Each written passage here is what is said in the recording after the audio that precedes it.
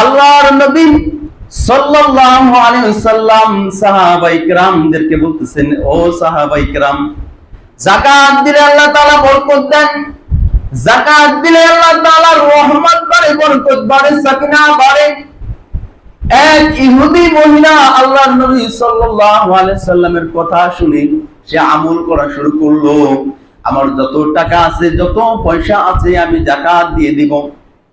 দেখি মুহাম্মাদের কথা হয়নি, মুহাম্মদ যে কথাগুলো বলছেন আমি একবার ট্রাই করে দেখি কথাগুলো সঠিক হয় কিনা। যেটা বলছেন আমানতের মালগুলো ভালো হয়ে যায়, আমানতের মালগুলো হারায় না। এর জন্য মহিলা, ইহুদি মহিলা যত টাকা ছিল, যত পয়সা ছিল, উট ছিল, দুম্বা ছিল, ভেড়া ছিল, বকরি ছিল, সব থেকে ভাগ করে শতকরা 2.5% গরিবদেরকে দিয়ে দিল। হঠাৎ করে একদিন ব্যবসার জন্য কাফেলা নিয়ে, অনেকগুলো উট নিয়ে সেই মহিলা অনেক দূরে চলে গেল। মহিলার যত লোক ছিল 100 উট নিয়ে ব্যবসার জন্য সিরিয়া চলে গেল। সিরিয়া যাওয়ার পরে লোকগুলো যখনই মালগুলো নিয়ে আসবে, আসার সময় হয়ে গিয়েছে, সমস্ত লোকগুলি আসা শুরু করে দিয়েছে।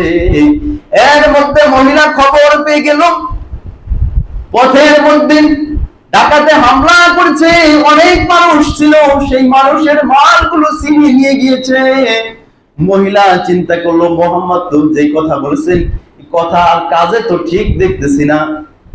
মহিলা দেখলেন, দেখি আমি অপেক্ষা করে দেখি কি হয়, সামনে কি হয়। মহিলা চিন্তা যখন করলেন, আর কিছুক্ষণের মধ্যে উটের ভ্যান ভ্যানানি শব্দ মহিলার কানের মধ্যে চলে গিয়েছে। মহিলা লাফ দিয়ে ঘর থেকে বাহির হয়ে দেখতেছেন 100 উট নিয়ে তার লোকজন বাসার মধ্যে চলে এসেছেন। এবার মহিলা বলতেছেন, কি ব্যাপার, পথের মধ্যে তো ডাকাতে হামলা করছে, অনেক মানুষের টাকাগুলো, মালগুলো ছিনিয়ে নিয়ে গিয়েছে, তোমরা তোমাদের মালগুলো নিয়ে কিভাবে আসলা? এখন মহিলাকে ওই লোকেরা বলতেছে, শোনেন, আমরা যখনই উট নিয়ে চলে আসতেছি, হঠাৎ করে পাথরের সাথে হোঁচট খেয়ে সামনের উটটা যখন নিচে বসে গিয়েছে, পিছনের 99টা উটও পিছনে বসে গিয়েছে। ডাকাতের আলাপ আমরা পাইতেছিলাম, কিন্তু চিন্তা করেছিলাম মনে হয় যেন আমাদের সব মালগুলো নিয়ে যাবেন। এখন দেখি না না না, যখন সামনের উটটা বসে পড়েছে, পিছনের 99টা উটও বসে গিয়েছে। যখন দেখলাম ডাকাত গুলো সব চলে গিয়েছে, আমাদের উটগুলো, একটা উটগুলো দেখতে পাই নাই। যখন ডাকাত গুলো চলে গিয়েছে, হঠাৎ করে সামনের উটটা আবার হাঁটা শুরু করে দিয়েছে, পিছনের 99টা উট হাঁটা শুরু করে দিয়েছে।